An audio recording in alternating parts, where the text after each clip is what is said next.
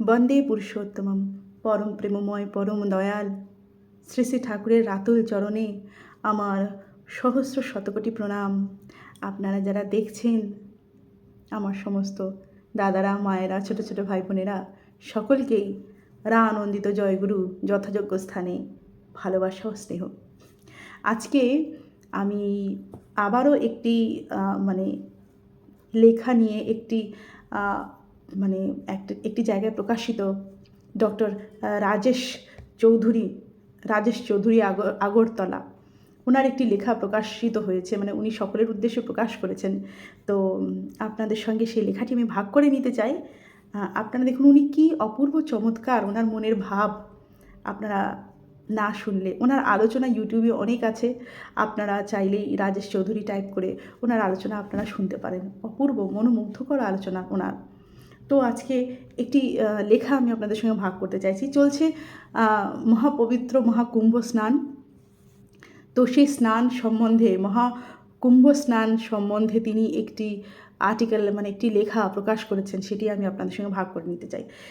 তা উনি বলছেন মহাকুম্ভ স্নানে পাপ ক্ষয়। তাহলে কি বলছেন? না, সবাই পাপমোচন করার উদ্দেশ্যে মহাকুম্ভে গিয়ে স্নান করছে না। আজকাল মানুষ এত বোকা নয়, সবাই জানে পাপ টাপ যা করেছে সারা জীবন সেই পাপের ফল ভোগ করতেই হবে। এই জীবনেই এর হিসেব নিকেশ হবে। পয়সা খরচ করে প্রয়াগরাজে গিয়ে একবার নদীতে ডুব দিলেই পাপের ফল কেটে যাবে। এ কথা শুনলে ঘোড়াও হাসবে। বলছে এ কথা শুনলে ঘোড়াও হাসবে। সনাতন ধর্মে এই ধরনের বোকা বোকা অবাস্তব কথার কোনো স্থান নেই। তবে এত মানুষ যাচ্ছে কেন প্রয়াগরাজে স্নান করতে? ঠিক কথা, প্রয়াগরাজে এত মানুষের ভিড় কেন? অধিকাংশই যাচ্ছে হুজুগে, সবাই যাচ্ছে, আমিও যাব। একটা পিকনিক ভাব, আর কি, মজা হলো, হই হুল্লোড় হলো, সাথে যদি পুণ্য একটু আধটু হয়ে যায়, ক্ষতি কী? তাছাড়া এই সোশ্যাল মিডিয়ার যুগে মহাকুম্ভে গিয়ে স্নানের ফটো অনেকেই ফেসবুকে, মানে সোশ্যাল মিডিয়াতে পোস্টাচ্ছে। আমি যদি তাদের মতো মহাকুম্ভে স্নানের ফটো সোশ্যাল মিডিয়ায় না পোস্টই করি, তবে আমার সনাতনী পরিচয় নিয়ে যদি কারো মনে সন্দেহ সৃষ্টি হয়, তবে তো রাজনৈতিক ময়দানে ব্যাকফুটে চলে যেতে হবে। স্নান করলে কি হবে না হবে এত কিছু ভাবছে না কেউ। যদি বাই চান্স পুণ্য লাভ হয়ে যায়, হয়ে যাক না। এত মুনি ঋষি তাদের তপসিদ্ধ দেহ নিয়ে একসাথে নদীতে স্নান করবে। তাদের সেই পূর্ণ দেহের ভাব তরঙ্গ জলের মাধ্যমে যদি আমাদের মতো সংসারাবদ্ধ প্রবৃত্তিগামী মানুষের মনে সঞ্চারিত হয়ে তবে পুণ্য হলেও হতে পারে। কত সুন্দর লিখেছেন। হ্যাঁ, সেটাই হলো মোদ্দা কথা। কোনো এক বিশেষ মুহূর্তে যখন হাজার সাধু সন্ন্যাসী একসাথে নদীতে স্নান করছে, সেই মুহূর্তে সেই জলের মাধ্যমে অন্যান্য সংসারী প্রবৃত্তিগামী মানুষদেরও মনে এক পুণ্যভাব সঞ্চারিত হয়। মন ঈশ্বরমুখী হয়, তাদের আধ্যাত্মিক চেতনা জেগে ওঠে। কিন্তু এই ভাব সাময়িক। যদি এই ভাবকে মনে ধরে রাখতে হয়, তবে কুম্ভমেলা সেরে আসার পর নিত্য গুরুর নাম জপ, প্রাত্যহিক ধ্যান, ইষ্টকর্ম, সাধুসঙ্গ, আচার্য সঙ্গ, সদ্গ্রন্থ পাঠ ইত্যাদি অনুশীলনে নিয়ত থাকতে হবে। আর তার জন্য সর্বপ্রথম প্রয়োজন সদ্গুরুর দীক্ষা। অর্থাৎ সদ্গুরুর দীক্ষা বিনা মহাকুম্ভে স্নান করা সাময়িক ভাবন্মত্ততা মাত্র। 1990 সালে ডক্টর মাজারু ইমোটো নামে এক জাপানি বিজ্ঞানী ও গবেষক জলের ওপর বিভিন্ন শব্দ, সঙ্গীত, মানুষের মানসিক শক্তি, ভাব এবং পরিবেশের প্রভাব নিয়ে এক সুদীর্ঘ গবেষণা করেন। বিভিন্ন পজিটিভ ও নেগেটিভ এনার্জি প্রয়োগ করার পর তিনি জলের ক্রিস্টালাইন স্ট্রাকচারের ছবি তুলে তুলনামূলক বিশ্লেষণ করেন। তিনি তার গবেষণায় প্রমাণ করেন মানুষের মানসিক ভাব, চেতনা ও শক্তি জলের সূক্ষ্ম আণবিক গঠনে পরিবর্তন আনতে সক্ষম। তিনি তার গবেষণায় প্রমাণ করেন মানুষের মানসিক ভাব, চেতনা ও শক্তি জলে সূক্ষ্ম আণবিক গঠনে পরিবর্তন আনতে সক্ষম। তিনি তার গবেষণাপত্রে উল্লেখ করেন পজিটিভ চিন্তা, ভাব, কথা ও শক্তি জলের সূক্ষ্ম আণবিক গঠনে এক সামঞ্জস্যপূর্ণ পরিবর্তন, হরমোনাস ক্রিস্টাল ফরমেশন আনতে সক্ষম। অন্যদিকে নেগেটিভ চিন্তা, ভাব ও শব্দ জলের ক্রিস্টাল গঠনে এক ছন্নছাড়া ও অসামঞ্জস্যপূর্ণ পরিবর্তন নিয়ে আসে। অর্থাৎ মহাকুম্ভে গিয়ে বিশেষ লগ্নে মুনি ঋষিদের সাথে নদীতে স্নান করলে একটু মনে পজিটিভ ভাব বা আধ্যাত্মিক চেতনার সঞ্চারণা হতেই পারে, একটু আধটু। তাই বলে কর্মফল কাটে না।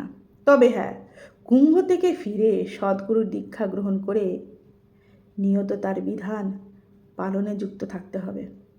গুরুকে জীবনে মুখ্য করে চললে, নিয়ত ইষ্ট প্রতিষ্ঠা ও ইষ্ট স্বার্থ রক্ষা করে চললে জীবনের ভাগ্য পরিবর্তন অবশ্যই সম্ভব। অনেক কুকর্মের ফল কেটে যায় এবং যাওয়া সম্ভব।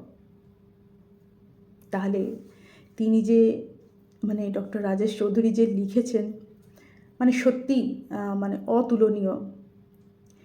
এই যে আমরা এত পাপ করি, এত পাপ করার পরে প্রয়াগরাজ কুম্ভে কুম্ভ স্নান সারলেই কি আমাদের সমস্ত পাপক্ষয় হয়?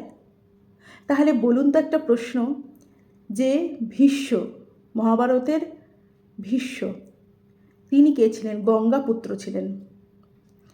তা গঙ্গাপুত্র হলেও কি হবে, তার কর্মফল কিন্তু তাকে ছাড়েনি তার কর্মফল, তাকে সরসজ্জায় সজ্জিত হতে হয়েছে। তিনি তো গঙ্গাপুত্র, তার তো পাপক্ষয় হয়ে যাওয়ার কথা, কিন্তু পাপক্ষয় তো হয়নি।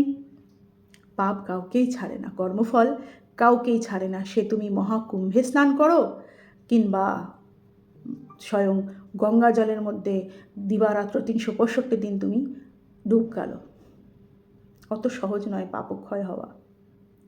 ছিল পূর্বের যুগে, হয়তো থাকলেও থাকতে পারত, কারণ পূর্বে অধিকাংশ মানুষ ভক্তিমতী এবং ভক্তিময় মানুষ ছিলেন, ভক্তিপ্রাণ মানুষ, ভাগবত মানুষ এরা ছিলেন। তাদের হয়তো পাপক্ষয় হলেও হতে পারত। কিন্তু এখনকার দিনে এই কলিযুগে নররূপে যে সমস্ত প্রবৃত্তি, এই রাক্ষসী প্রবৃত্তি নিয়ে যারা চলছে দিবারাত্র, তাদের পাপক্ষয় কুম্ভ স্নানে গেলে সম্ভাব্য নয়। আপনারা কি মনে করেন যে কুম্ভ স্নানে স্নান করলেই কি পাপক্ষয় হয়, জীবনে পুণ্যতে ভরে যায়? এই যে এত মুনি ঋষি, এত তপস্বী সাধু এনারা স্নান করছেন, এনারা দিবারাত্র এক করে তারা তপে ব্যস্ত থাকে, তপস্যা, ধ্যান, নাম জপে ব্যস্ত থাকেন।